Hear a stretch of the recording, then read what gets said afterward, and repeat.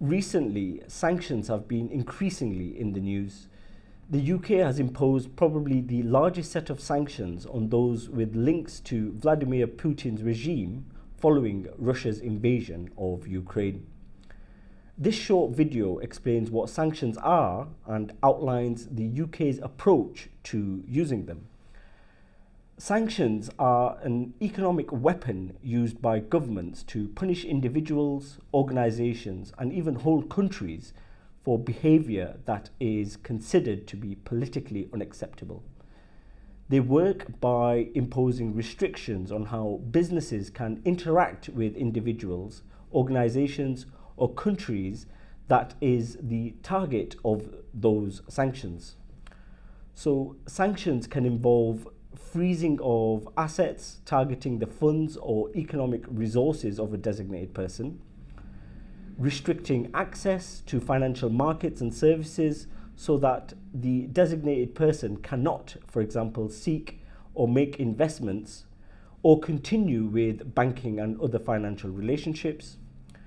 Financial sanctions imposed on those who are on the UK sanctions list, certain trade restrictions, or creating orders to stop all businesses of a specified type with a sanctions target. You have travel bans and also sectoral related restrictive measures. In short, anyone who defies these restrictions can face large financial penalties and even criminal prosecution. For this reason, any person or organisation involved in business that crosses borders has to be aware of the sanctions regime regarding where they do business and who they do business with, including those at various stages in the supply chain. For the purpose of this video, I'll only discuss the present position. Pursuant to the Sanctions and Money Laundering Act 2019, or better known as SAMLA, the UK has the authority to impose sanctions on entities and individuals. Since Brexit, it can impose such sanctions independently from the EU. You'll appreciate that the UK sanctions regulator is Office of Financial Sanctions Implementation, or better known as OFSI. OFSI takes the position that UK sanctions will apply to foreign subsidiaries of UK companies, transactions going through a UK bank, and foreign activity directed from within the UK. Let's look at financial sanctions within the Russia regulations as a quick example. The scope of these sanctions prohibits any party required to comply with UK sanctions from dealing with funds of a designated person or entity. This essentially means that UK persons and entities must prevent funds and economic resources from being provided to or procured from designated persons. There can be no dealings which will benefit a designated person. Further, SAMLA prohibits financial services from being provided where the service relates to financial products issued by designated persons. All individuals and entities who are within or undertake activities within the UK territory must comply with sanctions. This also relates to UK nationals and legal entities established under UK law, including their branches, irrespective of where they are or where their activities take place. And so, when you are trying to assess whether you are affected by this, be it directly or indirectly, it will be important to understand the full structure of your business. You'll need to forensically examine whether the ownership and control criteria set by the regulations affects your business or not. It may be that a sanctioned person or entity may have a minority interest within your business structure. And you'll appreciate if a designated person has a minority interest in another entity, this doesn't necessarily mean that financial sanctions apply to that entity. There may be trust structures where there is evidence that the designated person has divested themselves from being a beneficiary, and so sanctions shouldn't apply. The point is, all of this, in my view, needs careful consideration. There have been many developments here, and I'll only go through a couple in the interest of saving time. Earlier, I mentioned that sanctions have been imposed in Russia due to its invasion of Ukraine. The invasion has led to fast-paced changes to the UK sanctions regime, and you'll appreciate it's constantly evolving. The government's passing of the Economic Crime Transparency and Enforcement Act 2022 represents a targeting of those links, those links with Kremlin. Much of the act indicates that the UK government is looking to move quickly and more effectively when it comes to sanctions. The most notable sanctions-related aspect of the act is that it removes the need to show that a corporate or individual knew or had reasonable cause to suspect that their conduct breached a sanction in order for them to be penalised by OFSI. So what does that mean? What it means is OFSI no longer has to show that the corporate or individual knew or suspected they were breaching a sanction. The fact that the breach was committed is enough for a penalty to be imposed. This change, as you can imagine, could lead to more civil enforcement action against companies and individuals. We've also seen developments which introduced new trade sanctions, and this is known as Amendment 14 to the Russia Regulations 2022. Amendment 14 of the regulations came into force on 22nd of July 2022.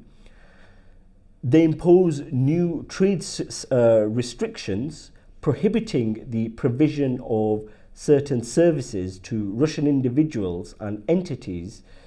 This can include professionals and business services, miscellaneous essential goods required for the functioning of the Russian economy, oil and oil products, gold, coal, and coal-related products. This means there are now certain services which are prohibited if it is provided to any person connected with Russia. There are some exceptions and defences available, and we won't be covering that in this video. But to conclude, the new amendments to these regulations have wide scope, and therefore it is imperative for individuals and entities to assess and stress test how these regulations may affect them. As I said before, companies and individuals have to be aware of the sanctions risks when they are doing business or carrying out certain activities. Such awareness can only be gained by a commitment to understanding your business in accordance to the sanctions regime. We've seen scenarios where matters need to be addressed on a case-by-case basis. We've seen scenarios where companies are allowed to trade within a certain activity, but due to the way the sanctions legislation is framed, they're having to conduct business with effectively their hands tied behind their back. And so robust submissions are having to be made to the regulator. To put in the plainest terms, that means taking all possible steps to keep abreast of all sanctions that have been or may about to be imposed on either those you do business with or the territories where you carry out that business activity. For example, a key component to answer when assessing the impact of a designated person who is on the UK sanctions list is to determine whether the person or the designated person owns or controls the other entities. When assessing ownership, this is governed by Regulation 7. There is also guidance within OFSI, and in short, ownership can only be determined if you hold directly or indirectly 50% of shares of the entity. It's more commonly known as the 50% rule. When assessing control, this can be a little bit more complex. The key question to answer is whether the designated persons can achieve the results of an entity in accordance with its wishes. And so you need to look at control by way of influence, effectively. You need to assess what voting rights the designated person has, whether they can remove or appoint directors, for example. There are many factors that have to be considered. You need to consider whether there is any dominant influence within an entity, whether it is directly or indirectly. If the control criteria is met, then Regulation 11 applies, and all of those assets within the entity should be treated as frozen. International sanctions can be complex, and it's constantly subject to change. It's constantly evolving, which is why it can be necessary to consult specialists who are up to speed with the current situation. And you have to look at many aspects. For example, devise compliance procedures for a company to ensure any sanctions risks are identified or minimized, assess corporate structures, and have a relatively good understanding of trust-related law. As the lawyers, we need to consider whether license applications should be made to the regulators. I mean, just managing communications with the authorities is, extremely important. We also have to have an understanding of potential sanctions challenges. I mean, that, as you can imagine, requires in-depth analysis. And of course, should the worst happen, construct a swift strategic response to any allegations that sanctions have been breached.